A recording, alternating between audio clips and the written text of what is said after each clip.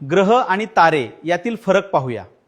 ताऱ्यांना स्वतःचा प्रकाश असतो, ग्रह दुसऱ्याच्या प्रकाशाने चमकतात।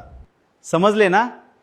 सूर्यमालेतील ग्रह बुध, शुक्र यातील बुध, शुक्र, पृथ्वी आणि मंगळ, तर गुरु, युरेनस व नेपच्यून हे बाह्य ग्रह आहेत। हे आपण लक्षात ठेवले पाहिजे। पृथ्वी हा सुद्धा एक ग्रह असून तो सूर्यापासून तिसऱ्या क्रमांकावर आहे। पृथ्वीचे सूर्यापासूनचे अंतर 149 दशलक्ष किलोमीटर आहे।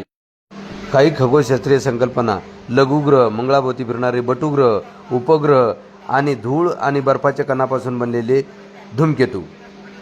नमस्कार मित्रांनो, दिवस आणि रात्र कसे होतात हे आपली पृथ्वी आहे जी स्वतःभोवती सतत फिरत असते। सूर्यासमोर येणाऱ्या भागावर दिवस असतो तर दुसऱ्या भागात रात्र असते, आहे ना? हे अगदी सोपे। पृथ्वी स्वतःभोवती फिरते, याला पृथ्वीचे परिवलन म्हणतात। यामुळे पृथ्वीचा अर्धा भाग सूर्यासमोर येतो, त्या भागावर दिवस असतो, उरलेल्या अर्ध्या भागावर रात्र असते।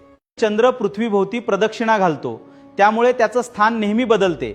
आपल्याला चंद्राचा प्रकाशित भाग रोज बदलताना दिसतो। या बदलणाऱ्या आकारांना चंद्रकला म्हणतात। च्या कला समजून घेऊया। चंद्राचा अर्धा प्रकाशित असतो। अमावस्या ते पौर्णिमा पक्ष, पौर्णिमा ते अमावस्या कृष्ण पक्ष, या आहेत चंद्राच्या कला।